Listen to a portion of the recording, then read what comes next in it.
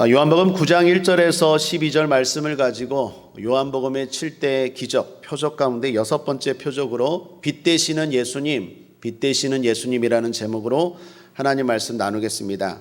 라디오에서 들은 이야기입니다. 우리나라에서 가장 비싼 나무가 어떤 나무일까요? 나이 많은 나무일까요? 우리나라 강원도 정선에 가면 1400년 된 나무가 있다고 합니다.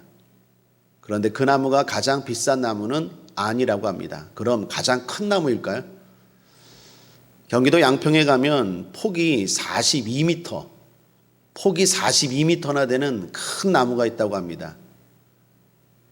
그런데 그 나무도 가장 비싼 나무는 아니다라고 합니다. 그럼 가장 비싼 나무는 어떤 나무일까요? 경북 안동에 있는 큰 은행나무라고 합니다. 이 나무가 왜 비쌀까요? 답부터 말하면 이사 비용 때문에. 그 나무가 초등학교 앞에 세워졌는데 그 댐 건설 때문에 수몰될 위기에 처해서 그 나무를 옮겨야 됐대요. 다른 곳으로 옮겨야 되는데 그 옮기는 게 만만치 않은 거예요. 큰 크레인 동원하고 각종 장비 동원해서 그 나무를 다른 곳으로 옮겨 심는 데 드는 비용이 23억 원이나 들었대요. 그래서 그 나무가 가장 비싼 나무라고 합니다.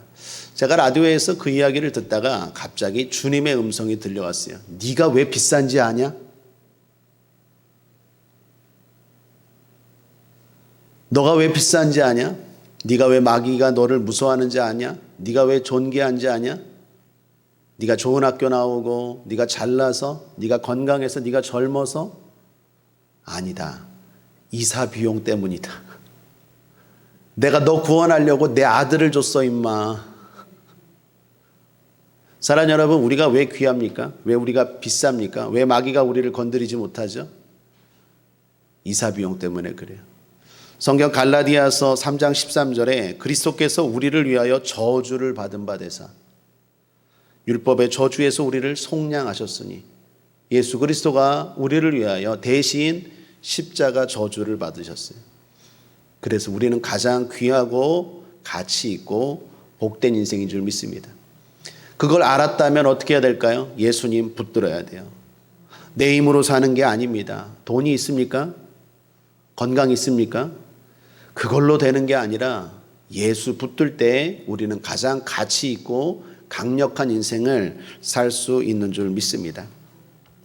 요한복음에 나오는 7가지 표적을 다루고 있습니다. 여섯 번째로 빛 되시는 예수님입니다. 예수님이 지금 한 소경을 만났습니다. 이 소경은 날 때부터 소경이었습니다. 빛이라고는 조금도 보지 못한 소경입니다. 또한 길 가실 때 만났다라는 걸 보면 아마도 구걸을 하면서 보이지 않고 구걸을 하면서 살았던 것 같습니다. 한마디로 이 소경의 처지는 비참함입니다. 이 사람의 비참함은 우리 모두의 비참함을 상징합니다. 여러분, 그동안의 요한복음의 표적들이 그랬듯이 요한복음에 나오는 기적들은 그냥 누굴 치료했다, 누굴 고쳤다, 무리를 걸으셨다, 기적을 행하셨다, 그런 것이 아니라 우리 모두에 대해서 예수님이 어떤 분인지를 보여주는 거예요. 우리 모두의 상태는 어떤 상태라고요? 이 소경과 같은 어둠의 상태였어요. 죄를 짓고 어둠 가운데 있는 처지가 바로 우리의 상태였습니다. 그 상태는 소경이 보지 못하는 것보다 훨씬 더 큰 절망입니다. 그 가운데 주님이 찾아오신 거예요. 이 소경을 더욱 어둡게 하고 아프게 하는 것이 있습니다. 그게 뭘까요? 사람들의 잘못된 판단, 생각입니다. 사람들이 이 소경에 대해서 이렇게 말합니다. 2절을 보십시오. 제자들이 물어가로되 랍비여, 이 사람이 소경으로 난 것이 네 죄로 인함이오니까 자기 오니까 그 부모 오니까. 이 사람이 지금 소경인데 이게 누구 죄 때문에 이렇게 된 겁니까? 라고 제자들이 예수님께 묻습니다. 당시의 생각을 보여주는 거예요. 제자들이 그냥 질문한 게 아니라 당시 사람들은 모든 병은 모든 죄 때문에 왔다라고 생각했어요. 그래서 태어날 때부터 소경이었는데 이게 자기 죄 때문입니까? 부모 죄 때문입니까? 라고 예수님께 물은 겁니다. 여러분, 죄 때문에 병이 오기도 하지만 모든 병의 원인이 죄는 아닙니다. 죄를 안 지어도 병이 생길 수 있어요. 이러한 생각들, 이러한 판단들이 이 소경을 어떻게 해요? 어렵게 하고 힘들게 합니다. 어둠 가운데 있다면 빛으로 나가야 되죠. 그것이 살 길입니다. 그런데 빛으로 나가려고 하지 않고 서로 판단합니다. 서로 정죄합니다. 서로 비난하고 싸웁니다. 이 소경의 상황이 바로 우리의 상황입니다. 사랑하는 여러분, 어둠 가운데 있기 때문에 우리는 어떻게 해야 됩니까? 우리가 의논하고 연구하고 판단하고 정죄하는 것이 아니라 답은 하나입니다. 빛 대신 예수님께 나가야 됩니다. 5절을 보십시오. 내가 세상에 있는 동안에는 세상의 빛이로라. 예수님이 빛이십니다. 그러므로 그 주님 앞에 나가는 것만이 유일한 살 길입니다. 유일한 방법입니다. 성경에서 주님은 빛으로 말합니다. 주님과 관련된 것은 항상 밝습니다. 천국이 어떤 곳입니까? 밝은 천국이죠. 천국이 어두운 거 봤습니까? 어두운 천국은 없어요. 지옥이 어둡지. 찬송가 502장 태산을 넘어 험곡에 가둬도 명랑한 천국 바라보며, 천국을 뭐라고요? 명랑한 천국이라고 하잖아요. 모세가 시내산에서 하나님을 대면하고 주님을 보고 왔을 때 어땠을까요? 얼굴이 해같이 빛났대요. 제가 여러분들 목회하면서 경험합니다. 예배 드리기 전 얼굴과 예배 드리고 난 후의 얼굴이 달라요. 밝아진다니까요. 진짜로요. 성령 파운데이션을 바르셔서 나가실 때는 다 허옇게 나갔어요. 왜 그렇습니까? 주님은 항상 빛이에요. 주님과 관련된 것들은 다 밝아요. 어두운 것들이 없어요. 여러분, 신방하면 지난주에도 어떤 가정 이사 신방했는데 어두운 것들 다 처리하십시오. 주님과 관련된 것들은 다 밝아요. 뭐 외국에서 어딘 동남아 이런 데 가갖고 막 이상 코끼리상 이런 거 사오지 마십시오. 그 뭐 비싼 거래요. 목사님 이거 비싼 건데요. 그래서 제가 그래요. 비싼 거니까 빨리 버리시라고. 돈으로 팔아버리시든지. 그런 거 왜 집안에 둬요? 주님이 함께 하시고 주님이 거하시는 곳은 항상 밝아요. 밝게 하십시오. 어두운 거 딱질색이야. 밝아요. 항상 주님은 밝아요. 천국은 밝아요. 주님의 역사하심은 밝아요. 소경이었던 사람이 오늘 결론입니다. 주님 만나고 어떻게 됩니까? 눈을 뜨잖아요. 밝아지잖아요. 은혜를 받고 주님을 만나고 예배를 드리고 찬송하고 기도하면 밝아진다라는 것입니다. 그러므로 사랑하는 여러분, 요즘 어둡습니까? 답은 하나입니다. 빛 대신 주님께 나아가십시오. 요즘 근심과 염려로 어둡습니까? 마음이 어둡고 생각이 어둡고 자꾸 어둡습니까? 답은 하나입니다. 분석하고 따지고 이게 어디서부터 왔나 생각하고 그럴 게 아니라 어떻게 해요? 빛 대신 주님께 나가셔야 돼요. 나가는 것만이 살 길이고 나갈 때 밝아집니다.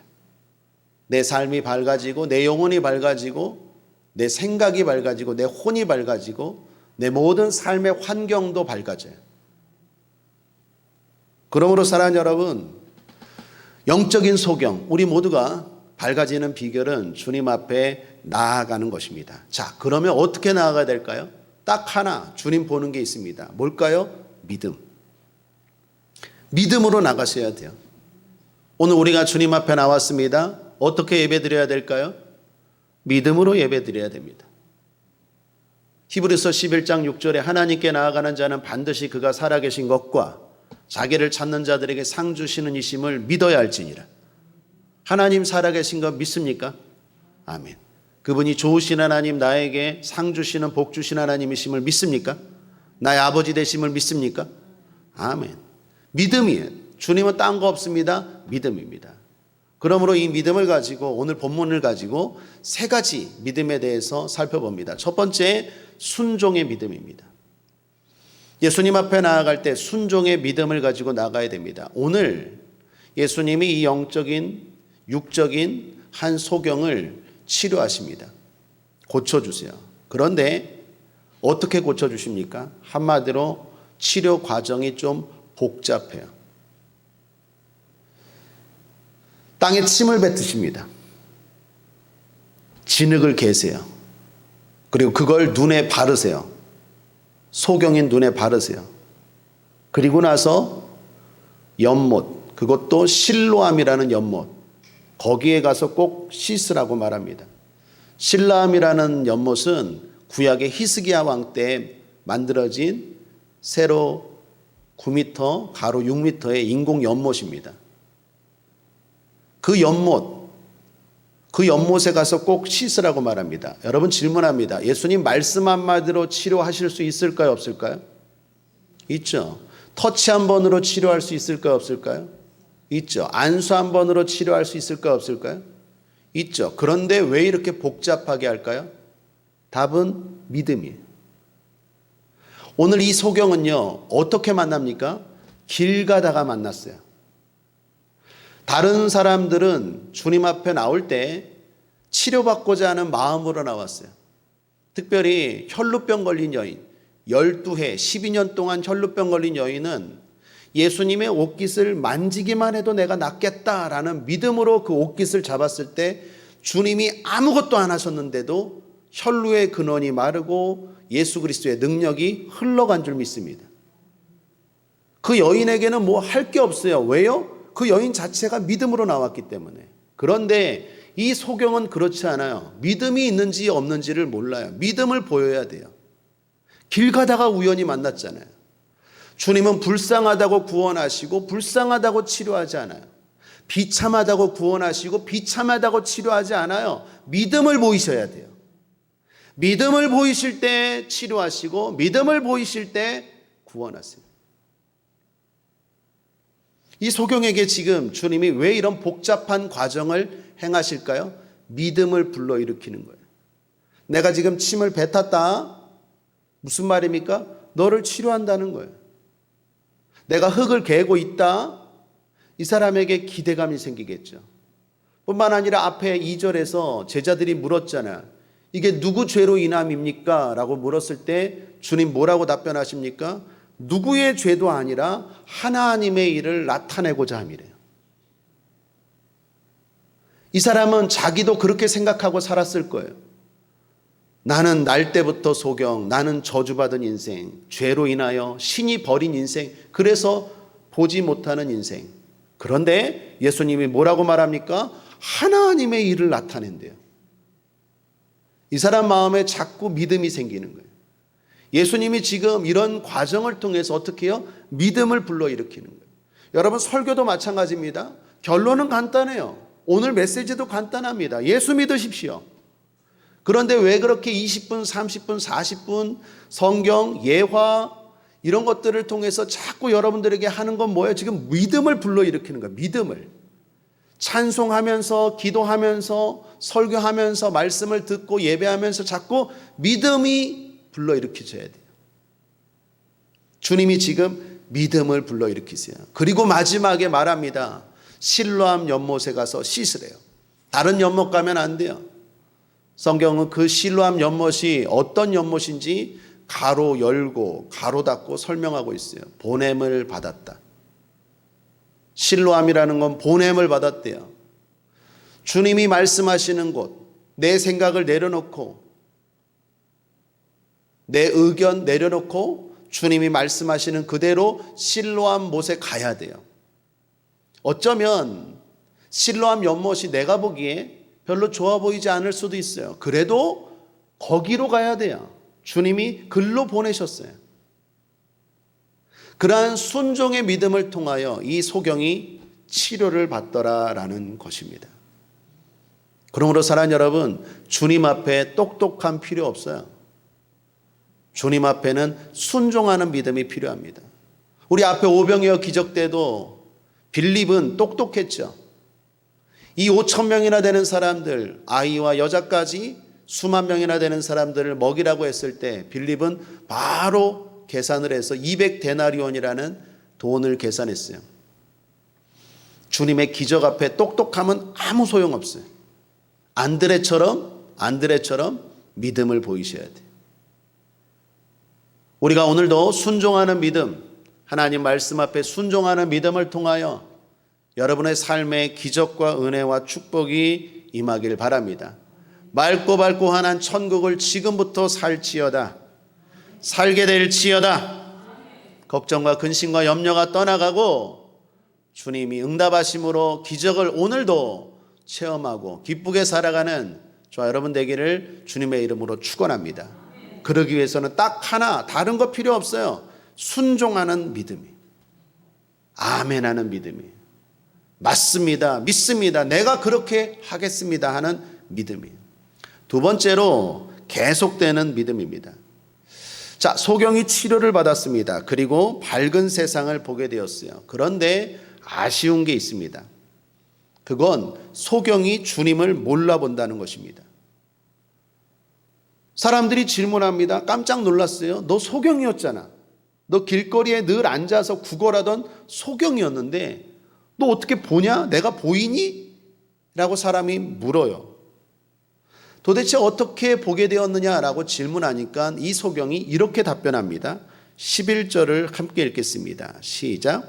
대답하되 예수라는 그 사람이 진흙을 이겨 내 눈에 바르고 나더러 실로암에 가서 씻으라 하기에 가서 씻었더니 보게 되었노라. 자, 이 사람이 예수님을 뭐라고 말합니까? 예수라 하는 그 사람이래요. 여러분, 이 호칭이 대단히 중요해요. 우리가 주기도문 할 때 하나님에 대한 호칭, 하나님과 우리와의 관계부터 시작되죠. 하늘에 계신 우리 아버지여. 시작이 되게 중요해요. 신론, 신관이 되게 중요해요. 승관이 아니라 신관.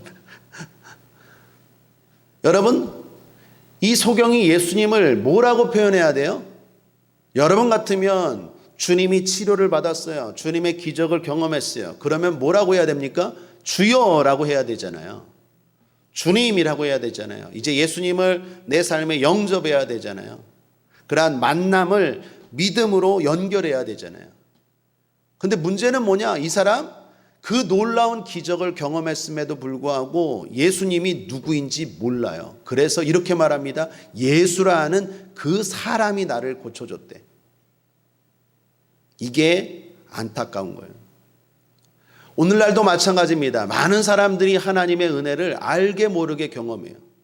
자기 힘으로 된 것 같지만 주님의 은혜로 치료받고 주님의 은혜로 응답받고 주님의 은혜로 여러 가지 어려운 일들 환경 가운데서 구원받았어요. 그러면 어떻게 해야 됩니까? 내가 예수님을 의지해야 되는구나. 예수님을 주님으로 영접하고 내가 주인이 아니라 예수님이 내 인생의 주인이 되는 그러한 믿음의 삶을 사는 게 정상입니다. 근데 많은 사람들이 그냥 치료받고 땡, 응답받고 땡, 고침받고 땡, 그냥 땡이에요. 그리고 주님에 대해서 알려고 하지도 않고 그분과 교제하지도 않고 그분이 어떤 분인지도 모르고 그분이 어디 있는지도 몰라요. 이 소경도 그랬던 것 같아요. 이 소경에게 사람들이 다시 묻습니다. 그러면 예수라는 그 사람 어디 있느냐 그랬더니 이 소경이 이렇게 대답합니다. 12절을 보십시오. 저희가 가로되 그가 어디 있느냐 가로되 알지 못하노라 하니라. 그냥 한 번 만나고 끝난 거예요. 어디에 있는지 알지 못하노라. 아마 이 사람 감사도 안 했나 봐. 살해도 안 했나 봐. 최소한. 주님 감사합니다. 이렇게 고쳐주셔서. 교제가 끊어졌어요. 그냥 응답받고 땡, 치료받고 땡. 오늘날 많은 사람들이 그렇게 살아가요. 그것이 제일 안타까운 거죠. 사랑하는 여러분, 저와 여러분은 날마다 주님을 더욱 붙잡게 되길 바랍니다. 기적을 경험할 때마다, 은혜를 체험할 때마다 주님을 더욱더 내 인생의 주인으로 모시고 굳건한 믿음이 생기길 바랍니다. 오늘도 이 예배 가운데, 오늘도 이 기도 가운데 주님이 치료하실 줄 믿습니다. 응답하실 줄 믿습니다. 도와주실 줄 믿습니다. 어떻게 해야 될까요? 또 깨달아야 돼요.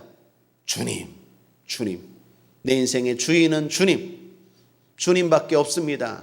그렇게 믿음이 자라가게 되길 바랍니다. 그게 정상이죠. 그게 복 중의 복이죠. 다행인 것은요, 이 사람이 나중에 점점 주님을 알아가요. 바리새인들이 이 사람을 데리고 가서 묻습니다. 소경이 바리새인들 앞에 서게 돼요. 그들이 이렇게 질문합니다. 그리고 이렇게 대답합니다. 17절 보십시오. 이에 소경되었던 자에게 다시 묻되 그 사람이 내 눈을 뜨게 하였으니 너는 그를 어떠한 사람이나 하느냐? 대답하되 선지자니이다 한대. 여러분, 앞에서는 예수라 하는 그 사람이라고 했는데 17절에서는 예수님이 어떤 분이라고요? 선지자래요. 그러니까 조금씩 눈이 열리고 있는 거예요. 영안이 열리고 있는 거예요. 예수님이 누구인지 알아가는 거예요. 이후 소경이었던 이 사람이 바리새인들에게서 쫓겨났습니다. 그들이 바리새인들이 원하는 답을 하지 않았기 때문이죠. 진실을 말했기 때문이에요. 예수님이 이 소식을 들었어요. 그리고 그 소경을 다시 만나 주십니다. 그리고 질문합니다. 35절 함께 읽겠습니다. 시작. 예수께서 저희가 그 사람을 쫓아냈다는 말을 들으셨더니 그를 만나사 가라사대 내가 인자를 믿느냐? 그가 대답합니다. 36절 대답하여 가로되 주여 그가 누구시오니까 내가 믿고자 하나이다. 그가 말합니다. 믿고자 한대요. 주님 이제 되었다 생각하시고 자신을 직접 소개합니다. 37절 예수께서 가라사대 내가 그를 보았거니와 지금 너와 말하는 자가 그이니라. 아마 그 전에 이렇게 말했다면 소경은 믿지 않았을 거예요. 그러나 지금은 다르죠. 주님의 은혜를 이미 한번 경험했기 때문이에요. 자, 이 질문에 이제 소경이 이렇게 고백합니다. 38절 함께 읽겠습니다. 시작. 가로되 주여 내가 믿나이다 하고 절하는지라. 절을 보십시오. 사랑하는 여러분, 이 소경은 그래도 다행인 게 점점 주님을 알아가요. 처음에는 나 고쳐준 것만 너무 기뻐서 예수님이 누구인지도 모르고 그냥 기쁜 것만 알았어요. 감사할 줄도 모르고 살해할 줄도 모르고 그분을 붙잡을 줄도 몰랐어요. 그런데 점점 알아가요. 예수님을 선지자라고 말해요. 더 나아가서 예수님을 이제 드디어 주여라고 고백합니다. 우리가 처음에는 모르지만 시간이 갈수록 더욱 주님을 알아갈 수 있게 되길 바랍니다. 더욱 주님을 붙잡고 그분을 의지하는 저와 여러분 되기를 주님의 이름으로 축복합니다. 한국의 대표적인 수필가로 문화부 장관까지 지냈던 이어령 박사님 잘 아시죠? 지성에서 영성으로 유명한 고백, 말도 하셨던 분이죠. 그분이 예수님을 믿고 세례받은 것이 세간의 화제가 되었습니다.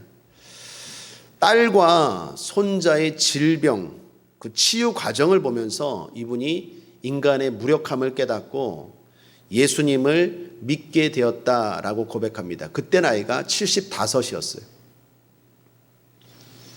그분은 뒤늦게 하나님의 부르심을 받고 그때의 심정을 이렇게 고백했답니다. 한번 들어보십시오. 제 딸 미나는, 이어령 박사님의 딸이 미나였어요. 제 딸 미나는 암과 시력장애 그리고 아이의 문제를 모두 신앙으로 극복했습니다. 간단하게 말하면 혈육의 아버지 힘이 아니라 하늘의 아버지 힘으로 고친 것입니다.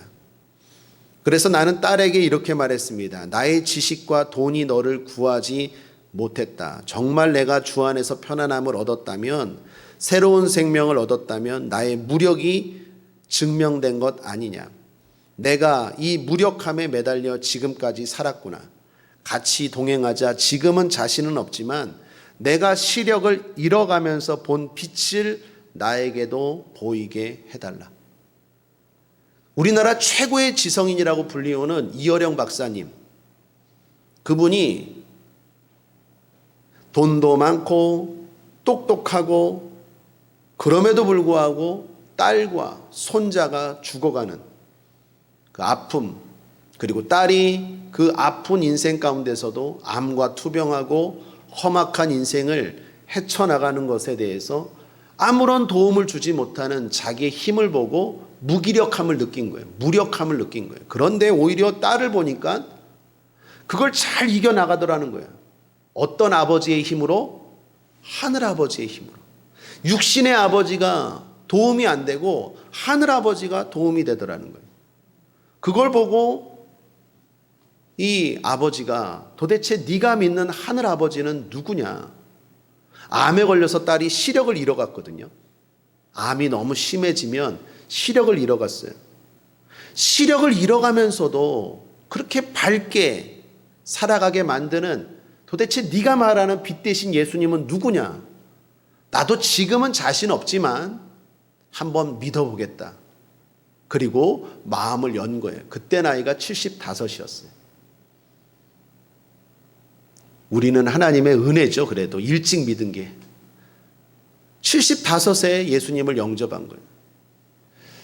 이분이 감사한 것은, 그래도 은혜인 것은 거기서 그치지 않고 그 주님을 점점 더 알아갔다라고 말합니다. 최근 한 책이 나왔어요. 딸을 보내고 쓴 책인데 제목이 딸에게 보내는 굿나잇 키스라는 책인데, 이 책이 개정판이 최근에 출간됐어요. 사실 이 책이 6년 전에 나왔고 딸은 9년 전에 죽었어요. 9년 전에 돌아가셨는데 6년 전에 이 책을 썼는데 이번에 개정판이 새로 나왔어요. 그 책에 보니까 이런 대목이 나와요. 이어령 교수님이 이렇게 말합니다. 지금은 80이 훨씬 넘었겠죠. 9년 전에 75이었으니까 수척한 얼굴로 마지막에 나에게로 돌아온 너, 딸에 대한 얘기예요. 내가 살던 고향 집에 돌아온 너는 패자가 아니었다. 천사들이 널 호위하였고 하나님이 성령의 빛을 보내셨다. 장한 딸, 지혜로운 딸, 날 눈뜨게 한 효녀, 고맙다. 내 딸아, 이제 굿나잇 키스를 보내지 않겠다. 밤이 없는 빛의 천국, 너는 영원히 잠들지 않는 하늘의 신부가 되었으니까. 276페이지에 나오는 내용입니다. 이분은 딸로 인해서, 손주로 인해서 예수님을 믿게 된 계기가 되었고, 중요한 건 거기서 멈추지 않고 점점 발전해서 예수님을 내 인생의 구세주로 영접하게 되었다라는 것입니다. 사랑하는 여러분, 다시 한번 축복합니다. 오늘도 살아계신 주님의 은혜와 응답과 축복을 경험하실 텐데 그때마다 믿음이 자라가게 되기를, 오직 주님 고백하기를 주님의 이름으로 축원합니다. 마지막 세 번째는 일하는 믿음까지 나아가야 됩니다. 주님의 은혜를 경험했다면, 주님을 알았다면 반드시 그 결과로 나오는 것이 일입니다. 일하게 돼요. 그 일은 뭘까요? 전하는 일이에요. 내가 만난 예수를 나만 알고 싶을 수 없어요. 누군가에게 전하게 됩니다. 요한복음 4장의 수가성 여인도 주님 만나고 나서 어떻게 합니까? 와 보라. 내가 만난 예수 와 보라. 만난 사람들은 다 그렇게 말합니다. 와 보라. 너도 믿어봐라. 내 삶이 이렇게 밝아졌다. 옛날엔 걱정도 많고 부정적이고 우울했는데 내가 이렇게 밝아졌다. 생각이 긍정적이다. 마음뿐만 아니다. 몸도 건강해졌다. 삶도 잘 풀린다. 더욱이 첫 천국에 대한 소망이 있다. 죽음이 두려움이 아니다. 공포가 아니다. 와 보라. 너도 만나 보라. 그렇게 증거하는 일을 하게 돼요.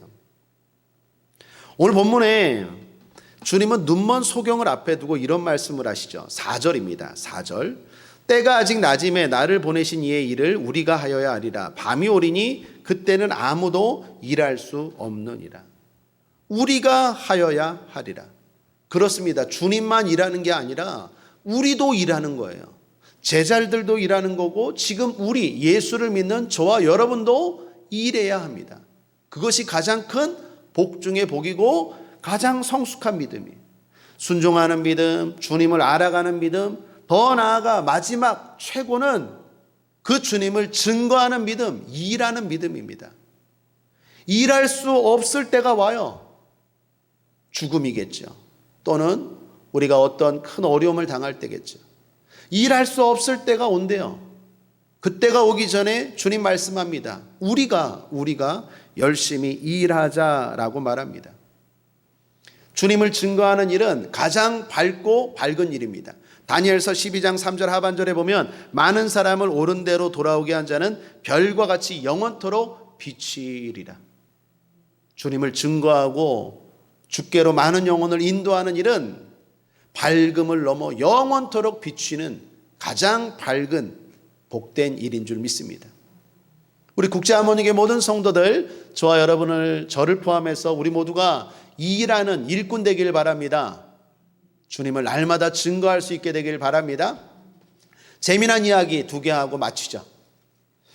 하루는 하나님이 닭과 개와 돼지에게 명령했대요.